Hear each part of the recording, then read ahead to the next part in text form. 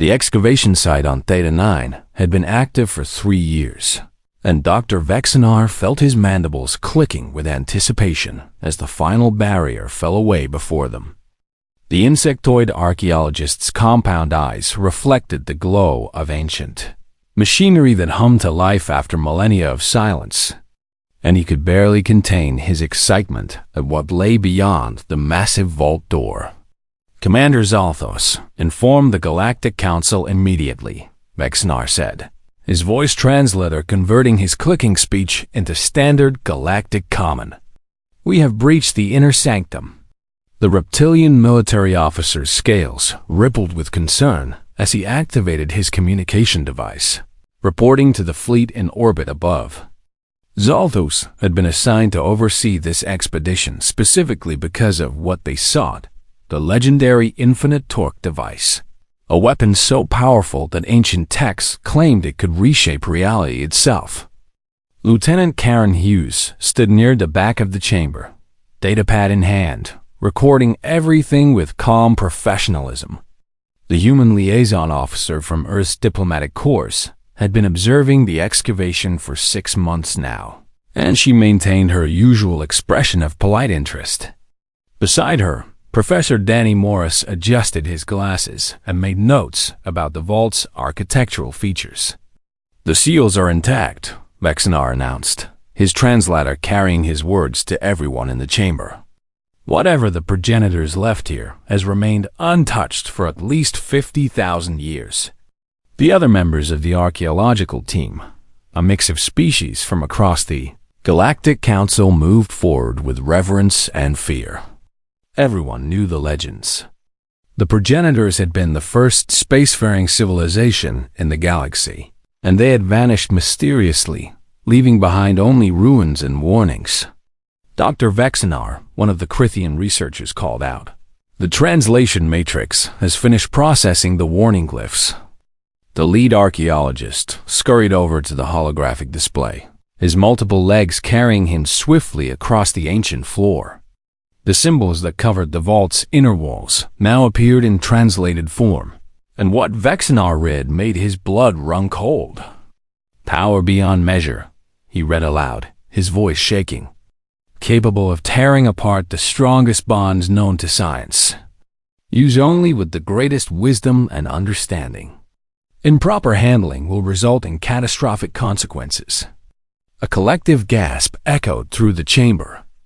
Even the battle-hardened Commander Zalthos stepped back from the sealed container at the room's center.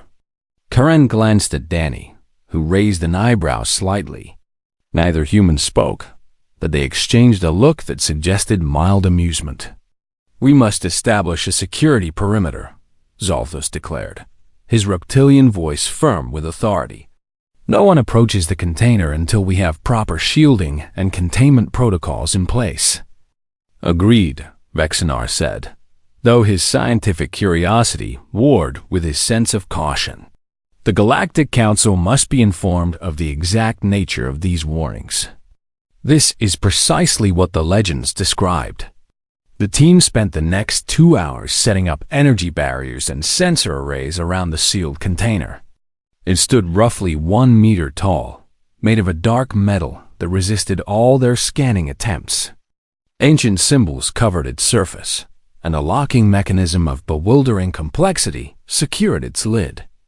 "Dr. Vexenar," Karen said, approaching the archaeologist with her characteristic calm demeanor, "once you finish cataloging everything, would it be possible for me to take a look at the device?"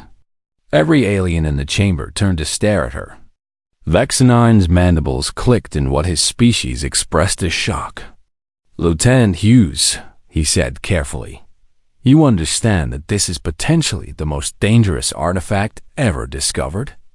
The progenitors sealed it away for a reason." "Oh, I understand," Karen replied with a slight smile. "I'm just curious about the design.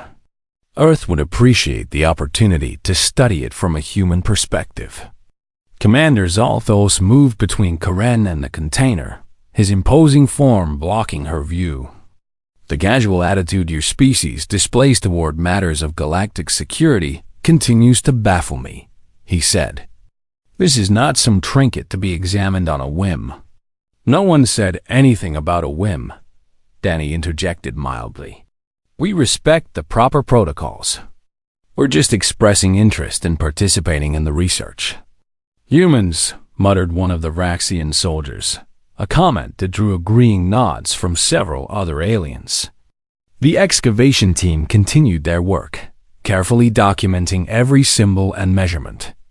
The vault's environmental systems activated on their own, responding to the presence of living beings after countless millennia of dormancy. Lights flickered to life along the walls, revealing murals that depicted the progenitors, a graceful, humanoid species with elongated limbs and large eyes. Look at this, one researcher called out. These murals show the progenitors using the device. They appear to be, the researcher paused, confusion evident in their translated voice. They appear to be working on machinery? Vexinar scurried over to examine the murals more closely. Indeed, the ancient artwork showed progenitors using what appeared to be the containerized device on various pieces of equipment. But the images were stylized and difficult to interpret clearly. Perhaps it was a construction tool weaponized later, Zalthos suggested. Many civilizations have converted peaceful technology into instruments of war. That would explain the warnings, Vexinar agreed. The progenitors may have realized too late what they had created. Karen and Danny exchanged another glance, this one longer and more meaningful. Danny appeared to be suppressing a smile. Is something amusing, Professor Morris? Vexinar asked, noticing the human's expression. No, Danny said quickly. Just thinking about how different cultures interpret technology. It's fascinating from an anthropological standpoint. The team worked through the day and into the artificial night created by Theta 9's slow rotation. Finally, as exhaustion began to set in, Vexinar made a decision. We will open the container tomorrow, he announced. I want all senior researchers present, along with Commander Zalthos and his security team. We will proceed with maximum caution. Sounds good, Karen said. I'll contact Earth and let them know we're close to seeing what's inside. You will do no such thing, Zalthos said firmly. All communications regarding this discovery must go through proper Galactic Council channels. We cannot risk information about this weapon spreading before we understand its nature. It's just a status update from my superiors, Karen protested mildly. Denied, the commander said. Those are my orders. Karen shrugged and put away her communicator. Fair enough. Just thought I'd ask. As the team prepared to rest for the night, the vault systems continued their activation sequence. Ancient machinery hummed with power that had been stored for thousands of generations. The sealed container sat in the center of the chamber, waiting. And in the morning, when the environmental systems fully activated and the preservation field finally dropped, the team would see the infinite torque device for the first time. The weapon that legends claimed could tear apart the very fabric of space itself. None of them, except perhaps the two quiet humans, had any idea what they were really looking at. Morning on Theta 9 brought reinforcements that Karen hadn't expected. 3 Xanthari warships appeared in orbit, their arrival announced by Commander Zalthos with grim satisfaction. Admiral Kovan himself had come to oversee the opening of the container, along with what appeared to be half the Galactic Council's military forces. This seems like overkill, Danny whispered to Karen as they watched troops establish a perimeter around the entire excavation site. They're scared, Karen whispered back. Can't really blame them, given what they think is in there. The container sat exactly where they had left it, but now it was surrounded by enough firepower to level a small city. Energy shields hummed at maximum strength, and every soldier present wore full combat armor. The archaeological team looked tiny and fragile compared to the military presence. Admiral Corvin was an imposing figure even among his own people. The Xanthari stood nearly 3 meters tall, with 4 arms and a ridge of bone plates running down his spine. His black eyes surveyed the chamber with tactical precision. "Dr. Vexinar," Corvin's deep voice rumbled, "you may proceed with opening the container. My forces will intervene immediately if the device shows any signs of activation." "Understood, Admiral," Vexinar replied, visibly nervous. The archaeologist approached the container with trembling limbs, his scientific instruments held carefully in his multiple appendages. The locking mechanism proved surprisingly simple once Vexinar understood its basic principles. With a series of soft clicks, the ancient seals released. The lid lifted smoothly, revealing the contents to the assembled group. Inside, nestled in a perfectly preserved cradle of foam-like material, lay the infinite torque device. It was roughly half a meter long, with a handle at one end and a rotating head at the other. The metal gleamed despite its age, showing craftsmanship that surpassed even current galactic technology.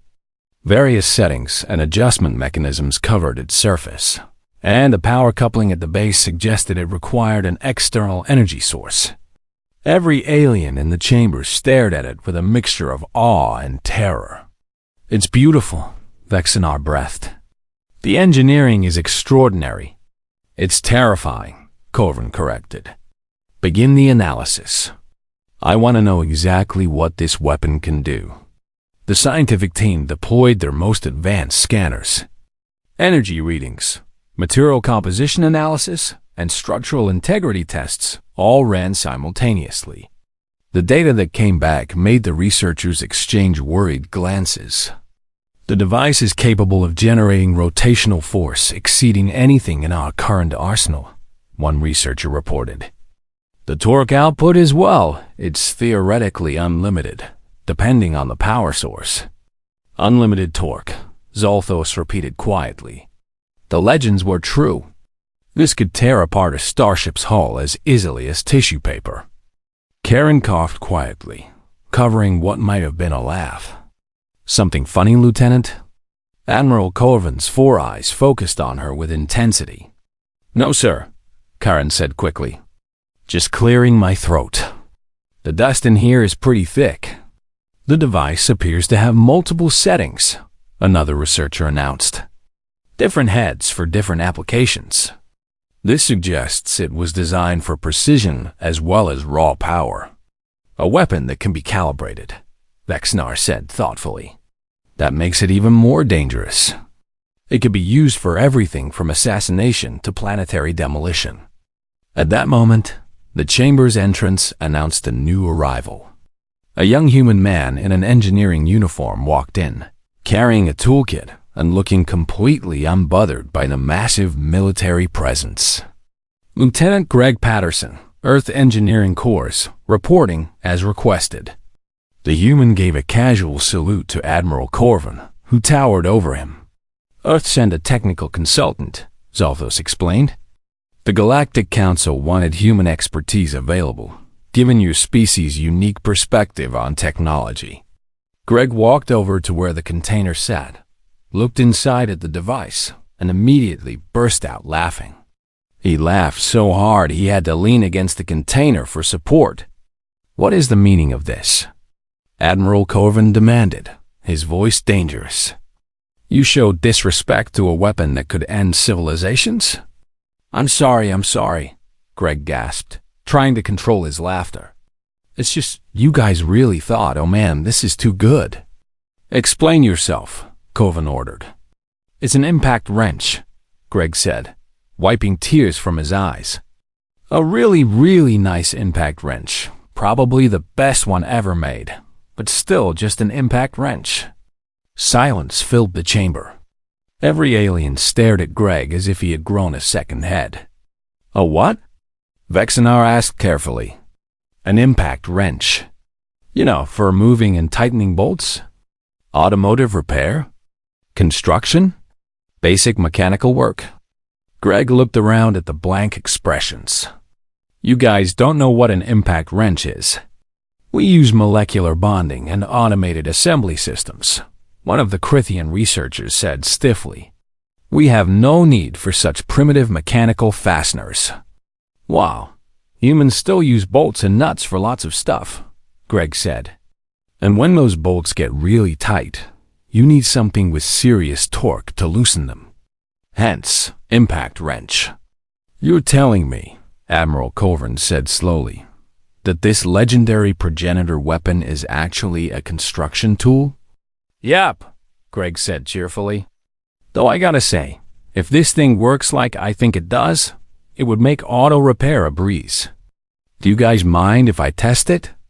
Absolutely not. Multiple voices shouted at once. Karen pulled out her personal communicator, ignoring the glares from Commander Zalthos. She dialed a number and waited. Hey, Grandpa, she said when someone answered. Remember that impact wrench you've been looking for? The one you said would be perfect for the Mustang? Admiral Corvin's eyes went wide with alarm.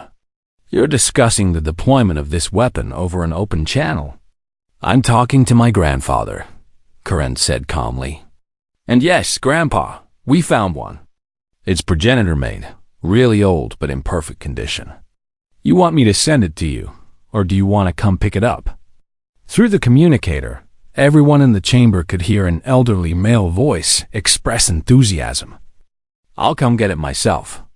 Been working on that Mustang for 6 months now, and I can't get the lug nuts off with my old wrench. Where are you? Theta 9 in the Outer Rim, Karen said. It's about 3 weeks' travel from Earth. I'll pack my bag. The voice on the other end sounded delighted. Tell them Joe Hughes is coming for his tool. Karen ended the call and looked at the assembled military forces. My grandfather will be here in about 3 weeks. He's a retired mechanic, so he knows how to handle impact wrenches safely. You cannot be serious, Admiral Colvin said, his forearms crossing in a gesture of absolute refusal.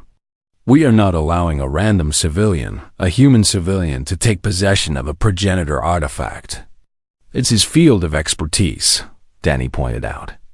If you want to understand what this tool does, my grandfather is probably the best person in the galaxy to demonstrate it. Tool, Vexinar repeated faintly. You keep calling it a tool. Because that's what it is, Greg said. He pulled up his datapad and showed them footage from Earth. See? This is a mechanic shop. And that's an impact wrench being used to remove tire lug nuts. And that's one being used in construction. They're super common. The aliens watched the footage with growing horror. Humans were using devices capable of generating enormous torque as casual, everyday items. Workers operated them with one hand while chatting with colleagues. Children walked past active impact wrenches without fear. Your species uses weapons of mass destruction for routine maintenance? Zalthos asked, his voice hollow with shock. They're not weapons, Greg protested. They're tools. Very useful tools. This device could shear through starship hull plating, Vexinar pointed out. Well, yeah, Greg admitted. I mean, lug nuts can get really tight sometimes, especially on heavy machinery. You need serious torque to break them loose. Admiral Corvin activated his communicator. This is Corvin to Galactic Council Emergency Session. We have a situation. The Galactic Council's emergency session lasted 6 hours, with representatives from 47 species arguing about what to do with the progenitor device. Admiral Corvin remained on Theta 9, his fleet blocking all traffic to and from the planet. The excavation site had transformed into a military fortress, with troops patrolling constantly. Karen and Danny sat in their assigned quarters, drinking coffee and watching the alien soldiers march past their window. Think they'll actually let Grandpa Joe come? Danny asked. They can't really stop him, Karen said with a smile. He filed all the proper civilian travel permits before he left Earth. Technically, he's just visiting family. They're going to lose their minds when they see him. Oh, absolutely. 3 weeks later, exactly on schedule, a small civilian transport ship entered the Theta 9 system.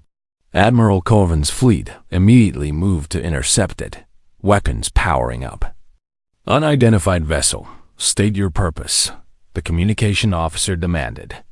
"This is the Earth transport ship Wanderer," a cheerful female voice responded. "Captain Melissa Grant here. I've got a passenger who says he's picking up a tool from his granddaughter." "Denied," Corvin said flatly. "Turn back immediately." "Can't do that, Admiral," Captain Grant replied. "My passenger has proper permits and galactic travel authorization. Unless you want to start a diplomatic incident with Earth, I'm bringing him down." Corvin's mandibles clicked in frustration. He checked the legal codes. The human was right. They had no grounds to refuse entry to someone with proper documentation. "You may land," he said reluctantly, "but your passenger will be escorted at all times." "Roger that, Admiral." "Coming in now." The transport touched down outside the excavation site, and the boarding ramp extended. What emerged made every alien present question their understanding of humanity. Grandpa Joe Hughes was 73 years old, with white hair, weathered skin, and a friendly smile. He wore blue coveralls with grease stains and carried an ancient toolbox that looked like it had seen decades of use. He waved cheerfully at the assembled troops. "Howdy," he called out. "Beautiful planet you got here. Bit dusty, but I've worked in worse." Commander Zalthos approached him, flanked by armed guards. "Joseph Hughes?" "That's me," Joe said. "But everyone calls me Joe. You must be in charge of security here. Appreciate you keeping my granddaughter safe." "We are not here to protect your granddaughter," Zalthos said stiffly. "We are here to secure a potentially dangerous artifact." "Oh, you mean my impact wrench?" Joe's face lit up. "Karen said, you folks found a progenitor model. I've been looking for one of those for years. The Earth models just don't have the same build quality." "This is not a joke," Zalthos insisted. "The device you refer to is a weapon of immense power. Son, I've been working with impact wrenches since before you were hatched," Joe said kindly. "I know exactly what they can do. Now, can I see my granddaughter?" Karen came running out of the facility, giving her grandfather a big hug. "Grandpa Joe, how was the trip?" "Long but comfortable," Joe said. "Captain Grant runs a nice ship." "Now, where's this wrench you found?"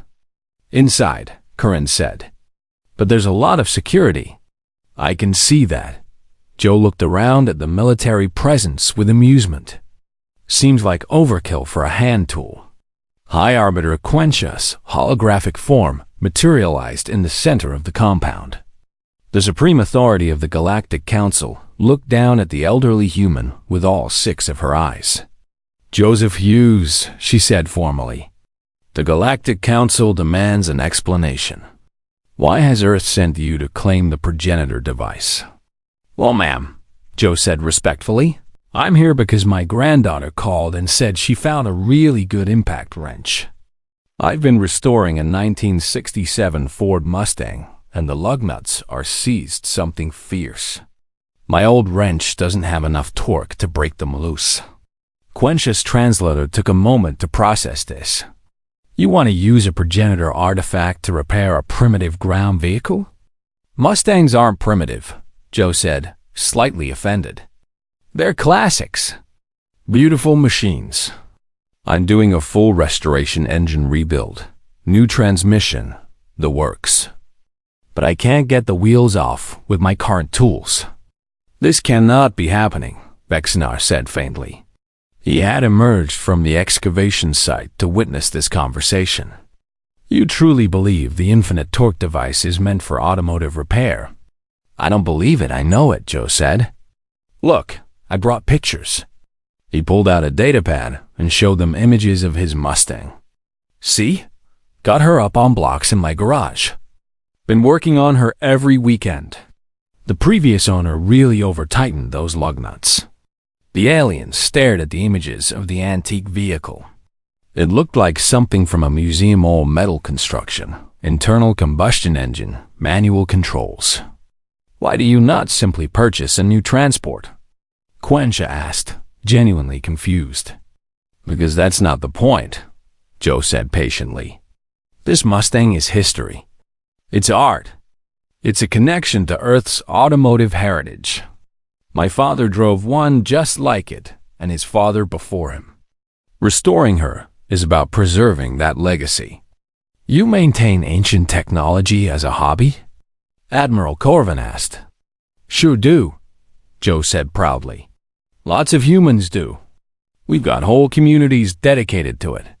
Classic cars, vintage motorcycles, antique machinery. We love keeping the old stuff running. But why? Vexinar couldn't comprehend it. Modern transportation is safer, more efficient, more comfortable. It's also boring, Joe said. No character, no soul. When you work on something with your own hands, when you understand every part and how it fits together, when you finally get that engine purring just right, that satisfaction you can't get from an automated factory product. Greg had joined them, nodding in agreement. My dad and I restored a 1972 Chevy truck. Best summer of my life. Your species deliberately makes things difficult for yourselves, Zalto said. We call it having hobbies, Karen said. High Arbiter Quencha looked at the ancient human in his stained coveralls. The Galactic Council has deliberated extensively on the progenitor device. We cannot simply allow it to leave our custody. I understand your concern, ma'am, Joe said. How about this? Let me demonstrate what it's for. You got any equipment around here with bolts? This is highly irregular, Quencha said. But practical, Ambassador Helen Cooper said, her hologram appearing next to Quencha. The senior Earth diplomat had been monitoring the situation. High Arbiter, perhaps a demonstration would resolve this matter. If Joe can prove the device is simply a tool, the Council can make an informed decision. Quencha considered this.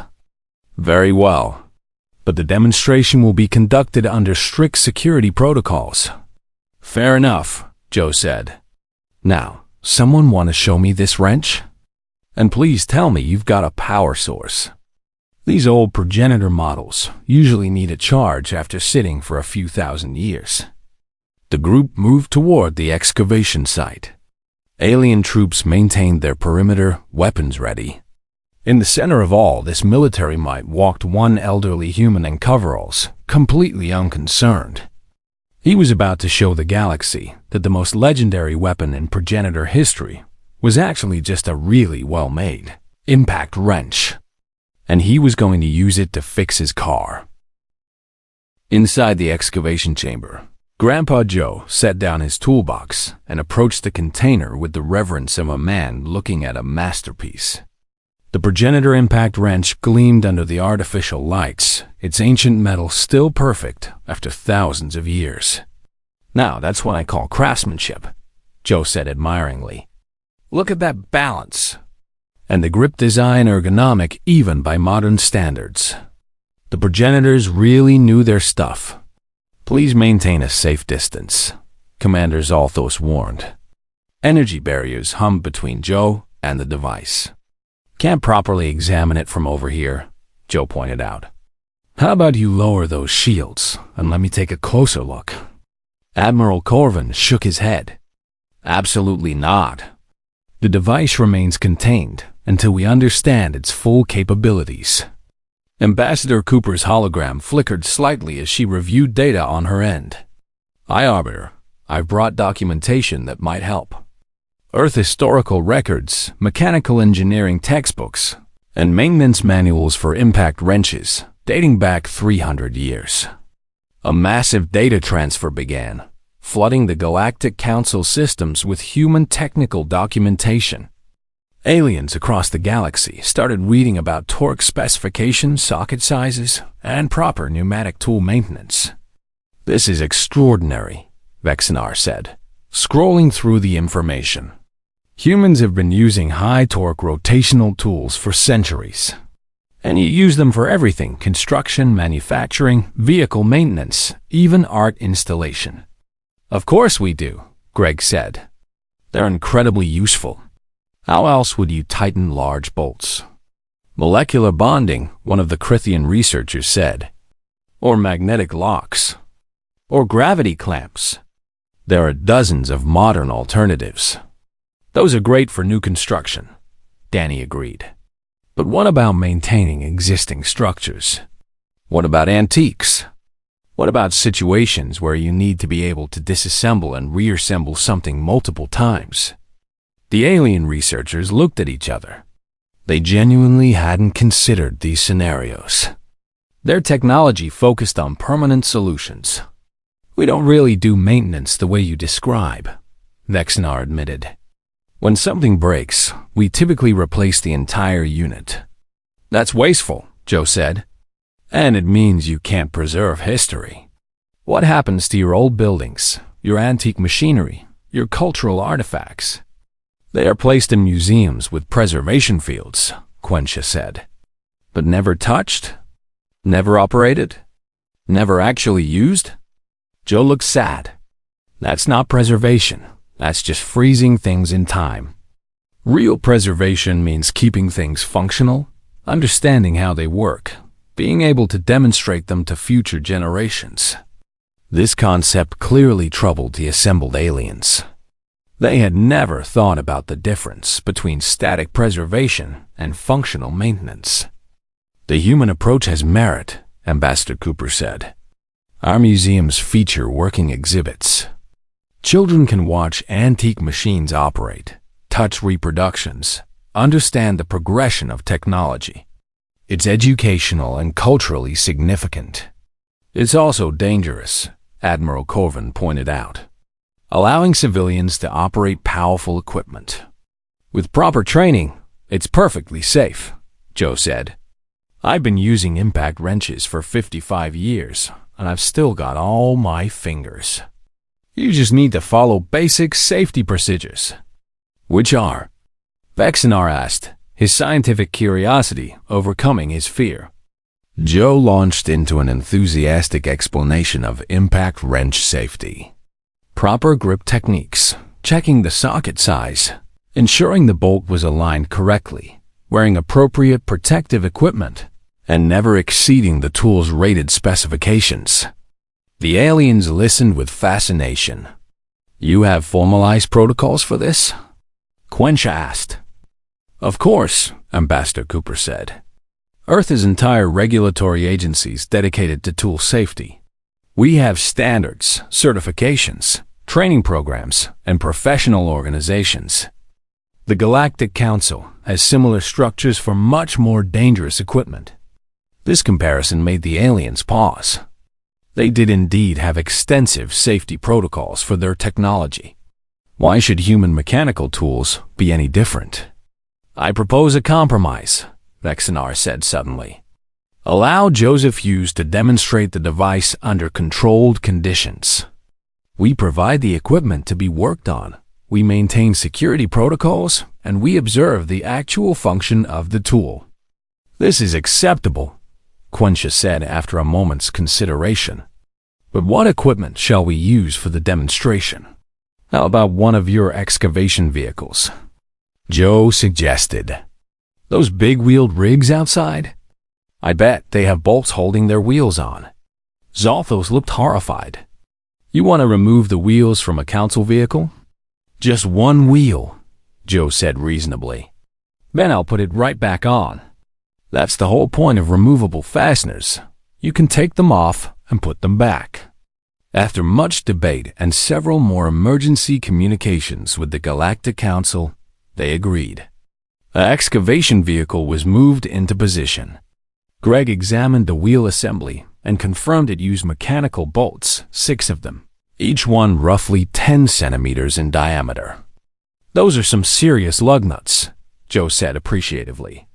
This is going to be perfect. Now, about that power source. Greg had been working on that problem. The progenitor impact wrench used an energy coupling system that was actually compatible with modern galactic power cells. With some modification, he rigged up an adapter, triple-checked all the connections, and gave Joe a thumbs up. We're good to go, Grandpa. Excellent. Joe picked up the ancient tool, feeling its weight and balance. Before I demonstrate, let me explain what's going to happen. This impact wrench will grip the bolt head and apply rotational force in short, powerful bursts. The impact mechanism prevents the tool from binding up and makes it easier to break loose stuck fasteners. You'll hear a distinctive sound, kind of a rattling or hammering noise. That's normal. The aliens established a safety perimeter. Energy shields were ready to activate at the first sign of trouble. Medical teams stood by. Admiral Corvin had his hand on a control that would flood the area with containment foam if necessary. Joe looked at all the preparations and shook his head with amusement. Y'all are really committed to this, aren't you? Proceed when ready, Quentia commanded. Joe knelt by the wheel, selected the appropriate socket from his toolbox, and attached it to the impact wrench. He positioned it on the first bolt, checked his grip, and activated the tool. The sound that echoed through the chamber made every alien flinch. A rapid-fire hammering noise, mechanical and powerful.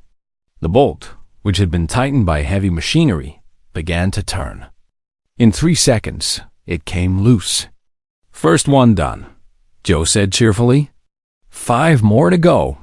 He worked methodically, loosening each bolt in sequence. The aliens watched in stunned silence. This legendary weapon, this artifact of immense power, was being used exactly as the humans had claimed to remove wheel bolts. When all 6 bolts were loose, Joe set down the impact wrench.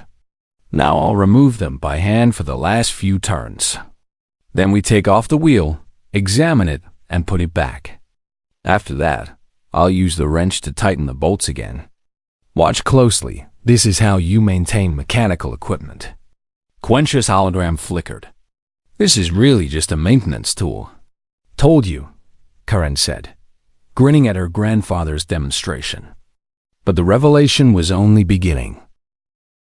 Dr. Vexenar stared at the wheel Joe had just removed from the excavation vehicle. His entire understanding of progenitor civilization was crumbling. For 3 years, he had believed they were searching for weapons. Now he had to accept a completely different truth. The warning glyphs, he said suddenly. We need to retranslate them with proper context. The translation team worked frantically, adjusting their interpretation based on this new understanding. What emerged made perfect sense if you knew what an impact wrench was. Power beyond measure, one researcher read aloud. That's not a threat, it's a specification. The tool can generate high torque levels, capable of tearing apart the strongest bonds, another added. They meant mechanical bonds, bolts, and fasteners.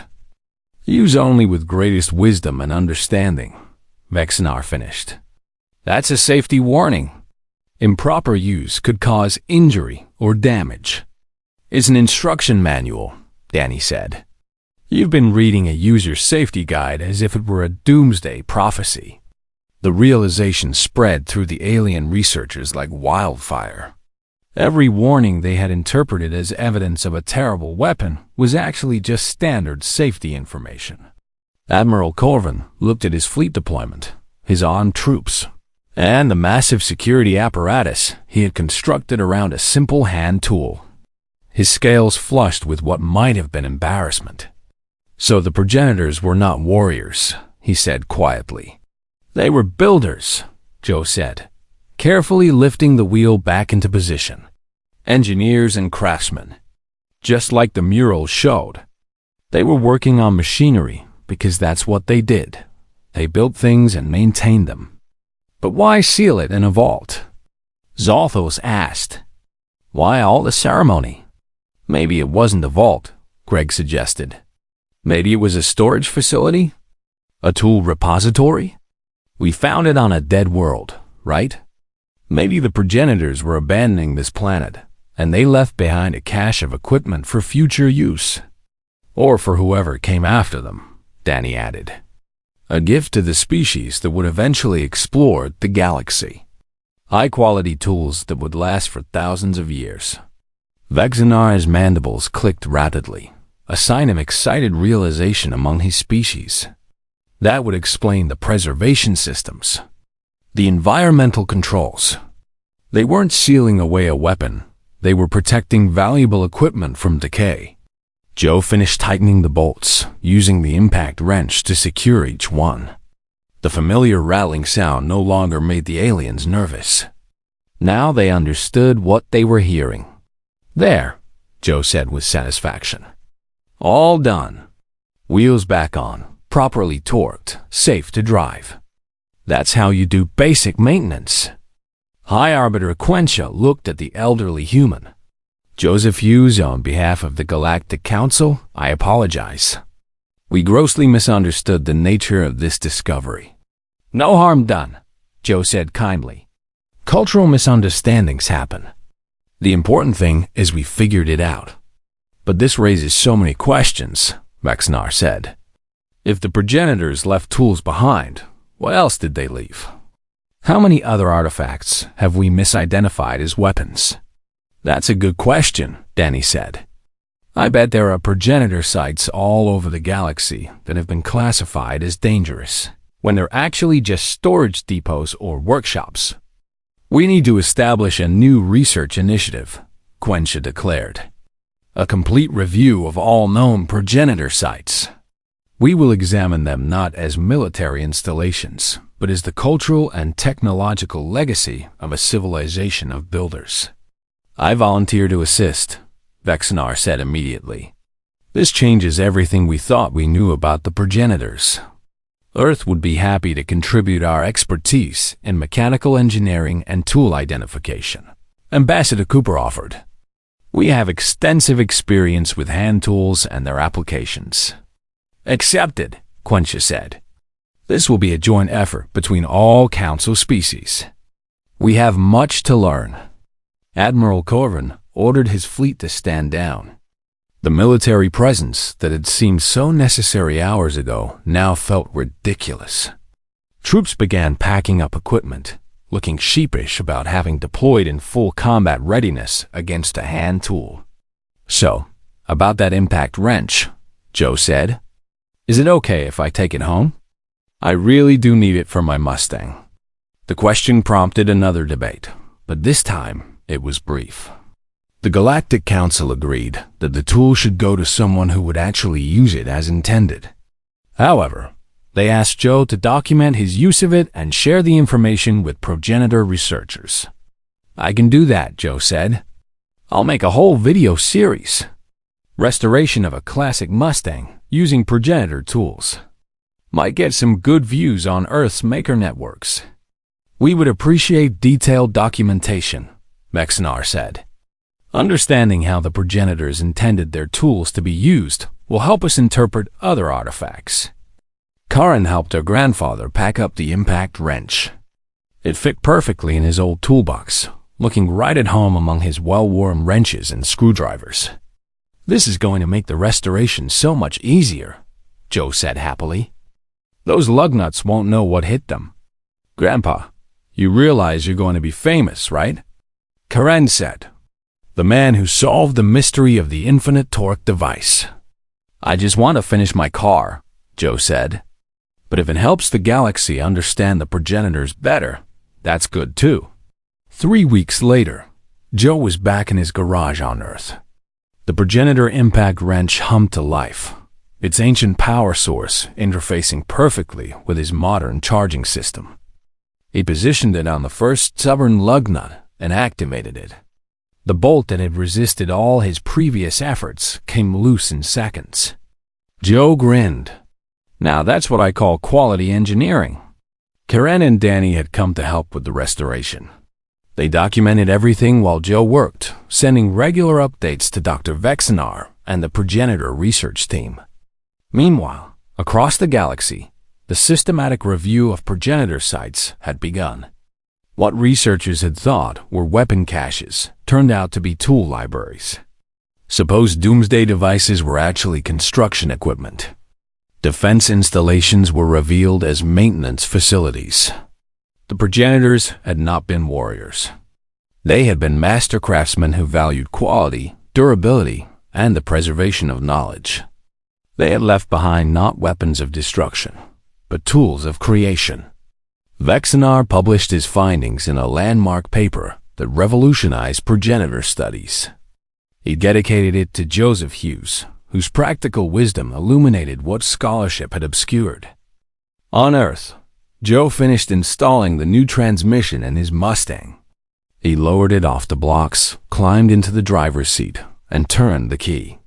The engine roared to life, running smoothly after months of careful restoration. Corinne recorded the moment. "There you go, Vexenar."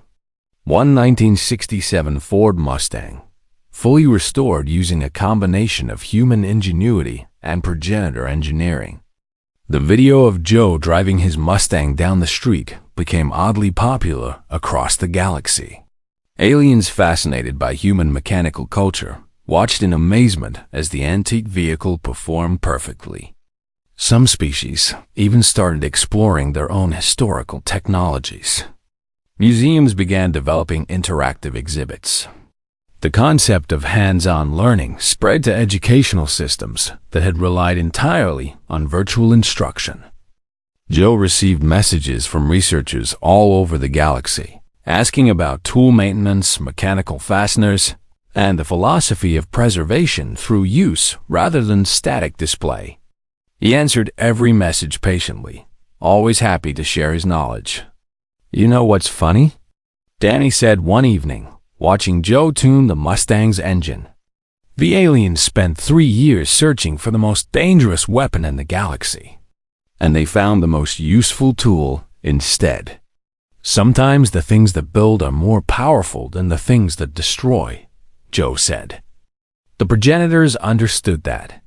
They left us tools because they knew the galaxy would need builders, not warriors. Corinne smiled. "Think there are more progenitor tools out there waiting to be found?" "Probably," Joe said. "And now that everyone knows what to look for, I bet we'll find them. Whole workshops full of equipment, just waiting for someone who knows how to use them." The Mustang's engine purred like a contented cat. Joe had done it, a complete restoration using tools both ancient and modern. The progenitor impact wrench sat in its place of honor in his toolbox, ready for the next project. Above Earth, ships from a dozen different species traveled the space lanes. In their cargo holds, alongside sophisticated technology, many now carried simple mechanical tools. They had learned something valuable from humanity and the progenitors both. Sometimes the best way to preserve the past was to keep it working. And sometimes a legendary weapon was really just a wrench that needed the right hands to understand it.